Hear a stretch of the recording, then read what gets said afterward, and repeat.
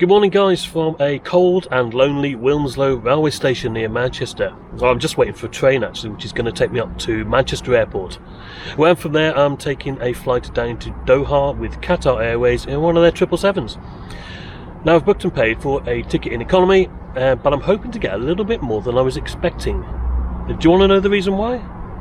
Well, come with me, we'll get to the airport and we'll get on the plane and I'll show you, shall I? I'll see you in a bit. Right, so here we are at Manchester Airport railway station. Qatar Airways use Terminal 2 at Manchester Airport, though, as per usual, it doesn't matter which terminal you're going to because the travellators will be inoperative. I doubt they'll even turn them on ever again, to be honest. Well, despite checking in online the day before, I was informed that I'd need to go to the desk at the airport anyway.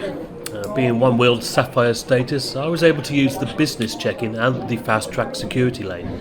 Check-in was smooth, with friendly, helpful staff on hand should you need them. Now, my status also entitled me to use the escape lounge in Terminal 2, which was quite nice, though a bit busy at the time of my visit. They had a full breakfast offering along with pastries and an assortment of other snacks along with a staffed bar area. Though at the risk of sounding a tad snobbish, I don't expect to see someone picking up a sausage with their fingers and then munching on it at the buffet breakfast area. Which is not really a good look, is it, that? Anyway, once the couple of holiday flights had left, the lounge did quieten down a bit and there seemed to be a much calmer atmosphere thereafter. I watched our flight coming from the lounge windows, A7BOF, a 13.5-year-old Boeing 777-300ER, ex-Virgin Australia, and taken over by Qatar just a month ago on the 23rd of December 2022. So after another coffee, it was soon time to leave the lounge and I made my way down to the gate. Right, that was the escape lounge in Manchester. Just been called to gate A10, so it's a bit of a walk from here. Probably about 10 minutes, something like that, but yeah, plenty of time. We're boarding on time and we're going to take off on time as well, hopefully. See you in a bit. Here we go, a bit of a better view of our aircraft here. Boarding was via the jet bridge and I had priority boarding, so I was one of the first on the flight. Hello. Welcome you on board, 15 minutes for the first flight, please. Thank you. Nice greeting from the crew. Access to my seat was through the business class cabin. Oh, mind your head. Yeah. Thank you. Whoops. Yeah, I managed to avoid banging my head. And here I was at seat 15A, which was in the first row of a small cabin right at the front of Qatar's economy seating. You'll notice here it doesn't look very economy, does it? Here's the explainer. So the reason why is because this 777 is was previously flown by Virgin Australia and it came over to Qatar only last month, December 2022.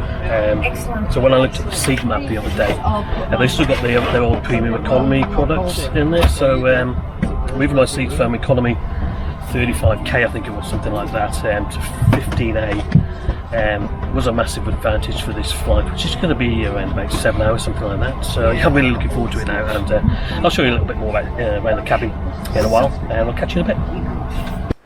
Yeah, so bulkhead seat this, a one of two in a 2-4-2 configuration. Pillows, blankets and headphones were provided, and the seat next to me was occupied, but as you can see here, legroom is so good in this row that there's absolutely no problem getting in and out, is there? We pushed back and made our way out to runway 05L. A lovely day for flying this, so enjoy the takeoff and I'll see you in the cruise.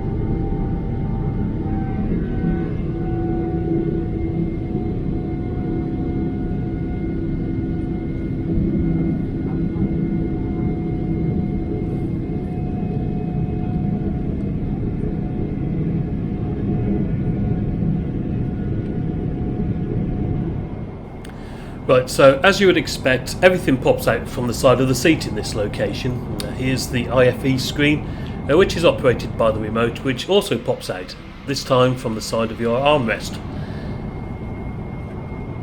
The IFE was not the best, I didn't think. Oryx 1 it's called, but it only offered a choice of 4 categories: video, TV, audio and map. Fairly standard, isn't it, that? But yeah, there were no games, for example, and yeah, I wouldn't say the choice was overwhelming, but yeah, I'm sure you could find something worth watching on there if you wanted to. Touchscreen worked, just about. The map was old, and there were no onboard cameras, but yeah, you've got to remember that this aircraft was with Virgin Australia until very, very recently, so I'm assuming Qatar have just installed their own IFE onto pre-existing equipment. Let me know if this assumption is right, or whether there's more to it than that. Yeah, I'd be really interested to know, actually. Anyway, yeah, I'm not one for watching TV much on a flight, to be honest. I prefer to look out of the window for most of the time. And it wasn't too long before we were served lunch, and choice was chicken or beef curry. I had the chicken, which was quite nice, quite fragrant. Proper cutlery was used, you will note. However, there was no proper glassware, just plastic.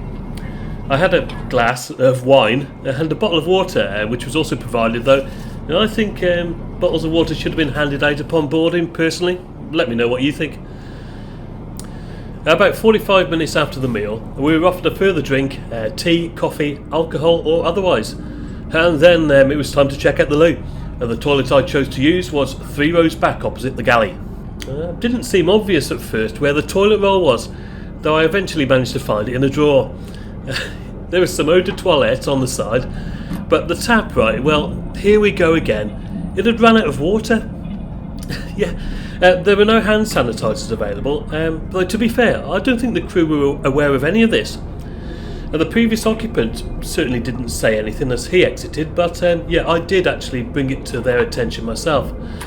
And yeah, the flight attendant, well, she tried to get it working, but yeah, there was no success there, so she just gave me a hand wipe. Not good really, is it, that? So back at my seat, and outside, day was turning to night with the evening glow upon us. My favourite time on a flight this is. What's yours, by the way? The cabin lights were dimmed, though talking about the cabin, I did find that the air was a little bit stifling after a while.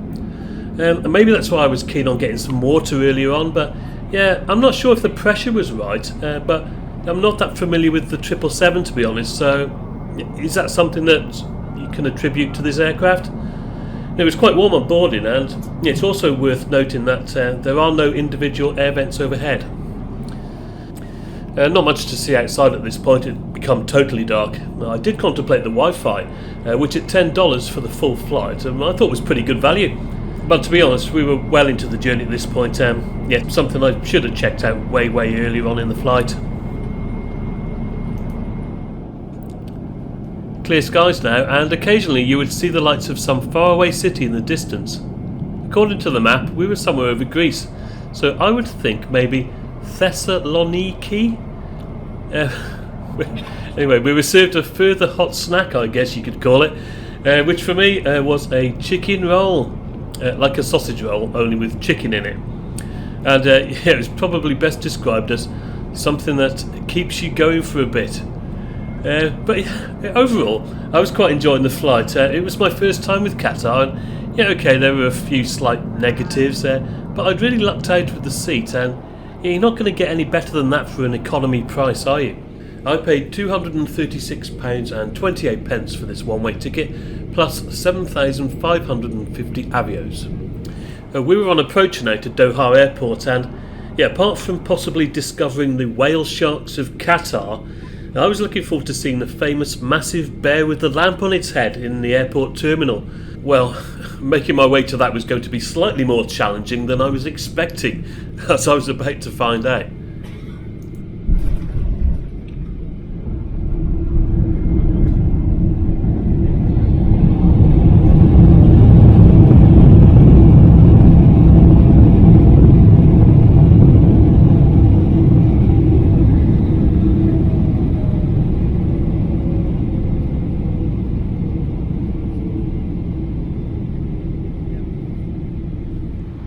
We reached our stand and the truck with the stairs on the back arrived, which could only mean one thing: a bus tour of the airport at night.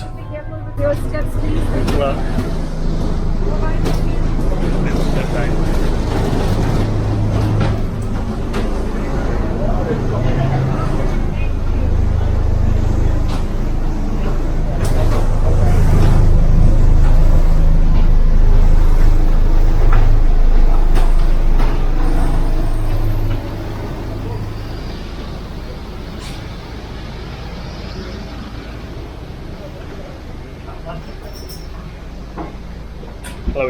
Hello again. A nice and warm outside though, and eventually we were deposited at somewhere called the transit zone, which is not really what I wanted, to be honest, but I didn't really have much choice. After trying and failing to find a sign with the word exit on it, I ended up at the top of an escalator looking for a train. Okay, so I'm in the transit zone apparently. For somebody who hasn't been here before, it's quite confusing, but some guy just told me to take this escalator and then take the train apparently. Anyway, let's see where we end up. Well, I ended up on this shuttle thing, and honestly, I had a look at the official map when I was making this video, and I'm still confused now. Anyway, I finally made it out, and then I attempted to sum up the journey as I headed for a taxi. That's absolute chaos, that is. I had no idea what was going on. I was just trying to leave the airport, and I've managed to have asked about 3 or 4 different people. Anyway, I've managed to sort of go the reverse way through security. Maybe I guess they don't get many people arriving here. Everyone's transiting through. Anyway, that was Qatar Airways Manchester to Doha on their 777 in economy, aka ex-Virgin Australia Premium Economy. Let me know what you thought. That was pretty good, really. My first time with Qatar, and it's my first time in Doha. So please let me know in the comments below. Thank you very much for watching, guys. I'm heading off to the hotel now, so join me on another adventure soon. I'm flying back on Sunday. I've got a very special treat in store for that one, so hope to catch you then, and in the meantime, guys, as always, cheers for now.